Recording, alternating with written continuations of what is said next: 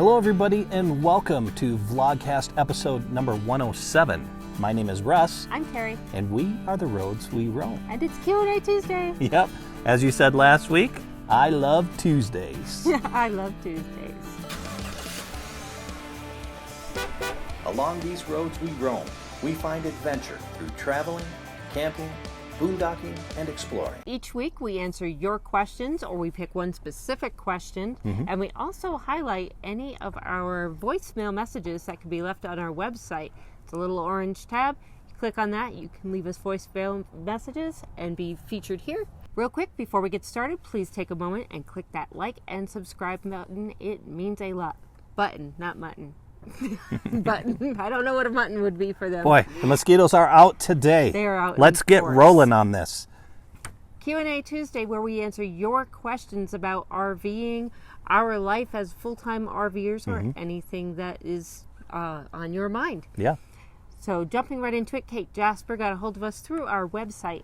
She said, my boyfriend and I plan to take his 37-foot motorhome out west this fall, and I see that you have gone to the Little Bighorn Battlefield Monument.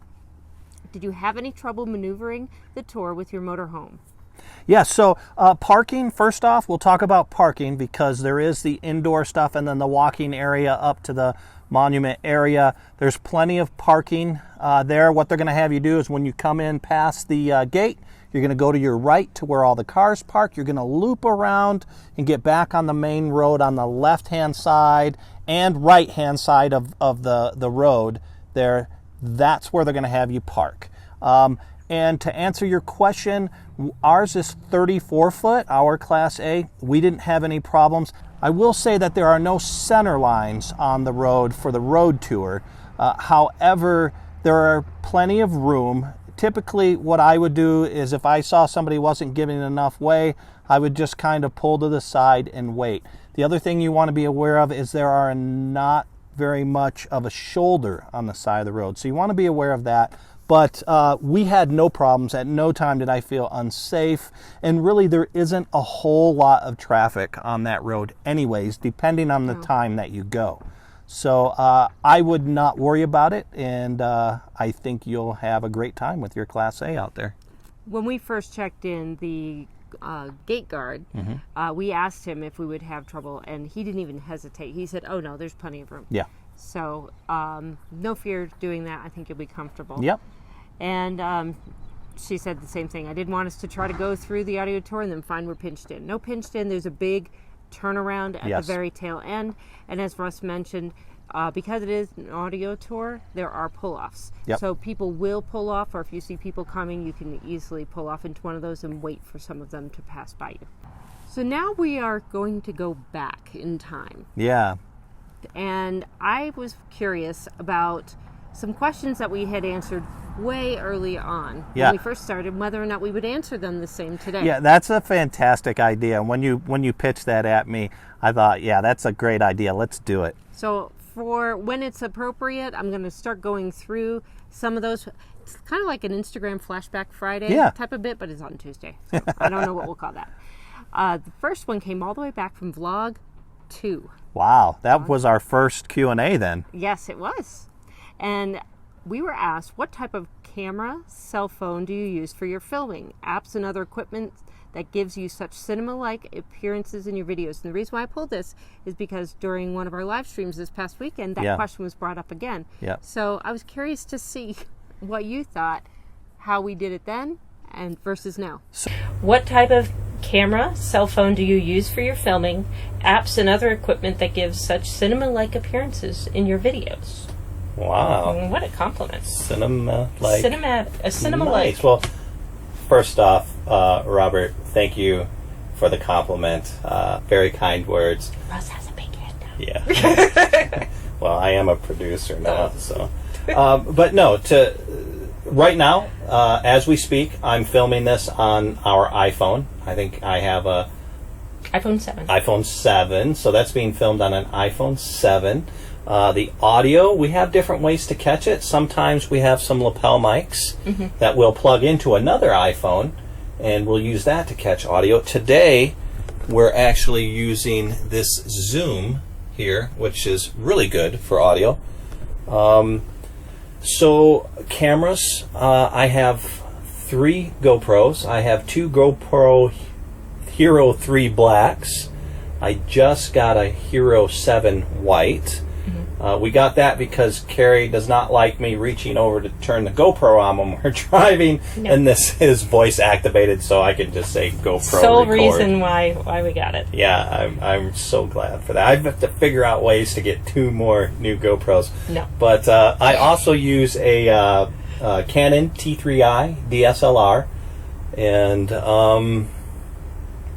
trying to think. I've got some sliders and stuff. I've got a Smooth for the iPhone, which gives it that nice smooth look. Prior to that, he would hold the phone under his chin to keep it steady. Under my chin. Yeah, I mean, you can definitely, people look at you strange when you're doing this sort of thing, but hey. So back then, we did more cinematic videos on our it wasn't called Faces and Places yet, but our kind of lifestyle videos where we're out exploring and enjoying. I had more of a cinematic spin to it. We've kind of cut back on that. We've changed a little bit, but so too has our equipment. Strangely enough, our equipment is more suited now towards doing that cinematic stuff. It is, but it makes what we're doing now a lot more manageable. Yeah. So in the beginning, we used a lot of cell phones. I have an Apple 7. Is that what it is? Yep. iPhone 7. Carrie has an iPhone 7 as well. And we got the Plus. Yeah, she's got the big one. So we used those for about 95% of the filming, and then we also used some old GoPro Hero 3 Blacks that I had. And now we mostly use GoPro Hero 7 Black, which is right here, and a GoPro Hero 7 White, which is right there. We still use the cell phone occasionally. We definitely use the cell phones when we're doing live broadcasts. And then again, we'll also use Carrie's DSLR, which is a Canon T7i. Really cool. Yeah, it's a nice camera. So, and then we've audio. Right now, you can see we're using lapel mics, and we bought some new windscreens for them. So I think audio is very important. You've got to have as good of audio as you can get. We got some complaints early on about our audio. Early on, we didn't have any mics. Yeah, so that's why we upgraded to a lapel mic. Now, I also have a Zoom, which is an audio microphone. It's several channel, but we don't use that typically because I think it's overkill. Now, the next question was about our little guy. So, as for new viewers, we were in our little guy for 6 months, and we've just upgraded to the Class A. Mm-hmm. But the little guy, this is the question posed. The little guy was our favorite, but there is a huge price difference between other models of the same size. Yeah. My husband is also not thrilled with the wet bath. Do you guys use the bathroom and shower?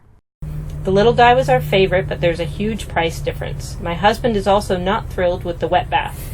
Do you guys use the bathroom and shower? If so, is the wastewater storage and bathroom, how is the wastewater storage and bathroom combo? Thank you. To answer your question about the shower, we do not take showers in it. We haven't had to. I don't know if this is a little TMI or not, but if we don't have access to a shower, we'll use baby wipes and take a baby wipe shower, and we'll just leave it at that. You can figure that out. No, but we haven't boondocked yet or anything, so we have been in the campgrounds and taken advantage of their showers, and more so I think just for elbow room, but there is plenty of elbow room, and the wet baths are not a unique feature in a lot of the smaller trailers. Mm-hmm. We finally broke down and started to use the restroom portion of it, which works great. The main reason we didn't use the restroom in the first place is because I was terrified of setting up the sewer. I didn't, it's just something that I was afraid to do. Yeah, if you make a mistake. Yeah. It's very, very easy, very simple. There's some good YouTube videos out there, but I'll make one to kind of show you how we do that. We still only use the restroom here for liquids. And that's because we are set up at a campsite and we can dump our tanks right here in the sewers. But when we boondock, that may change unless we can hold it for 3 days. And it does have a small, so it's a 9-gallon black tank size. Yeah. Which that does limit lengthy stays out if you're boondocking somewhere. It is. To be honest with you, your husband is correct. It is probably our most limiting factor of how long we can stay out boondocking. Okay, so in the beginning, back then, probably when we answered this, I don't remember what my answer are. I know we're going to see it because we're going to play it, but no, we didn't. We only used the restroom in emergencies in the very beginning, not even for number one. So no, in the beginning, we didn't use the wet bath. I think we took like one shower in the very beginning, and that was a necessity. But it was the dog food storage closet for a while. And garbage as well.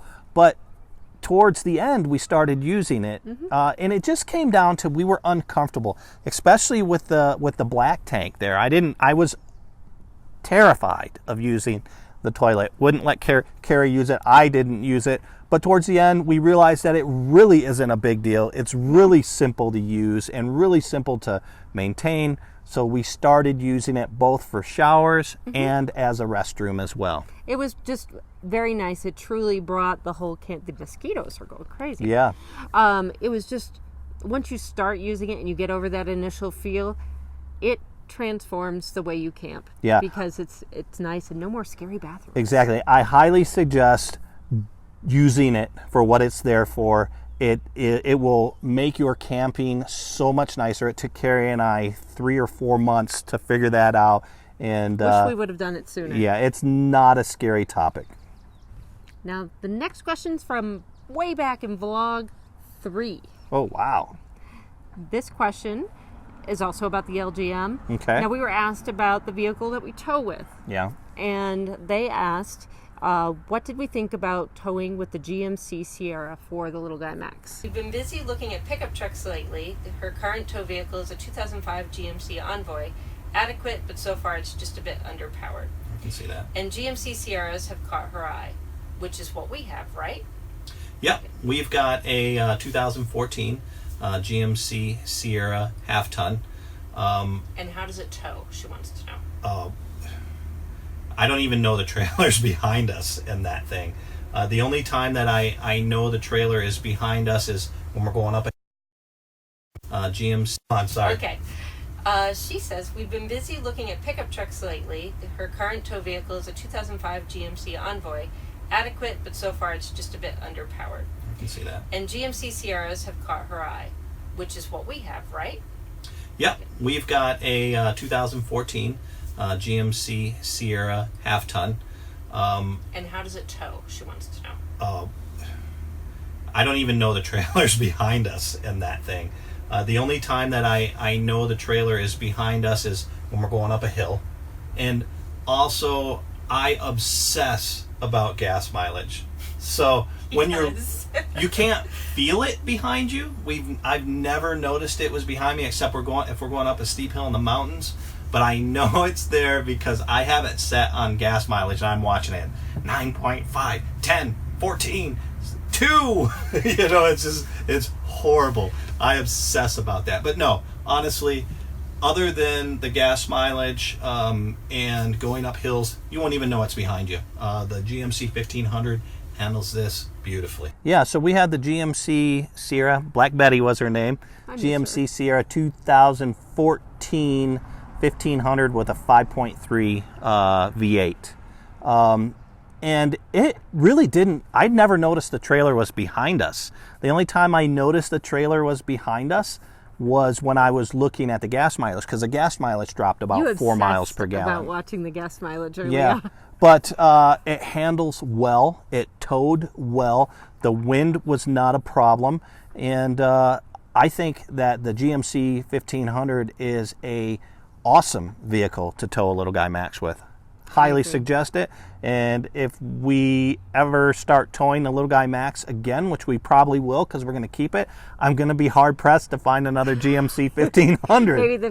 Maybe they've got Betty back. Yeah, back who there knows? For you. Yeah, but it's a great vehicle to tow with. Now, I didn't drive it a lot, but the few occasions where I did get behind the wheel, it was surprisingly easy. Yeah. The only thing I stressed was backing up with Yeah. it, and that's just trying to park it. But as far as driving, you really didn't notice it back there. And backing up has more to do with your skill as a driver, and it's something you learn. But driving forward and towing on the freeway, which you did, that has more to do with the truck and the ability. And I think we both agree that it's just a fantastic truck to tow a small trailer with. Now, not part of the question, but something that I did want to, this kind of bleeds into, we had this conversation the other day as we were driving back. I do think it's important that if you're a couple traveling, that you both learn how to drive the vehicles. No matter what vehicle you have. I usually didn't drive the little guy Max, but I had to get behind it at least a couple times, just so if something happened to Russ, or if he wasn't feeling very well, or if it was a really long day of driving, that I could relieve you driving, and I would be comfortable doing that. Yep. I really haven't gotten behind the Class A yet, but, well, I pulled it forward at one of the pump stations before. We have plans to rectify that, though. But we will be practicing that, and that's something that if you haven't done it yet, I advise you to get out there and both of you learn if there's two of you traveling Wise together. words, wise words. Now I have a special surprise for you. Okay. I'm not sure if these are questions or not, All right. but we got 2 messages. Awesome. Voicemail messages Love from our 'em. website. Okay, I am going to play the first one. This is from Donna Delahanty. Donna. Hello, Russ and Kerry. Greetings from Scottsdale, Arizona. This is Donna Delahanty connecting with you via voice.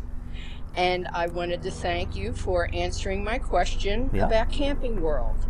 I wanted to add a little addendum that I have worked with Camping World. I have purchased items from them, and I have spoken to them over the phone, and they have been absolutely 100% upfront and responsible, and have taken care of any questions that I had. Good to know. Yeah. I had even entered a duplicate order, and they called me to ask me if it was correct. So they saved me a lot of time and trouble. So I was just sharing what I had seen, just to get a feel for what the consensus was. And I feel that they are still trying to do the very best job that they can. So thank you for answering that question. Well, thank you for following up. For all the valuable information and insights and experiences that you share with us. I'm still waiting to get my camper, but it's getting very, very close now. I'm getting really excited. So thank you again, and I hope that I see you guys very soon out on the road. Awesome. So as always, I wish you happy trails to you. I was wondering if she was going to do that. Till we meet again. If you don't know, Donna Bye-bye. Donna joins in on our live streams. Yes. Every Friday and Sunday, I think. And she never fails to bring a smile to my face, because as everybody's logging off saying goodbye, She says, happy trails Happy with the trails. little notes. and I walk away from our sessions with that song stuck in my head for at least an hour. So Well, I have to admit, Donna has a good singing voice. she does. Yeah. She does. Next one is from Haas. Hey, Hoss. I not say Haas's name without just greeting him that way. Yeah. Yeah. Hey, Russ and Kerry, this is Hoss. Just wanted to say hey to y'all and let you know that we love you. We think a lot of your channel, and I feel like you guys are part of the family. Wow. So just wanted to say hey. I know Russ will get tickled when he gets a voicemail. So here you are. All right, we'll talk to you later. Bye-bye. Hey, Haas, thank you so much for taking the time to leave a message for us.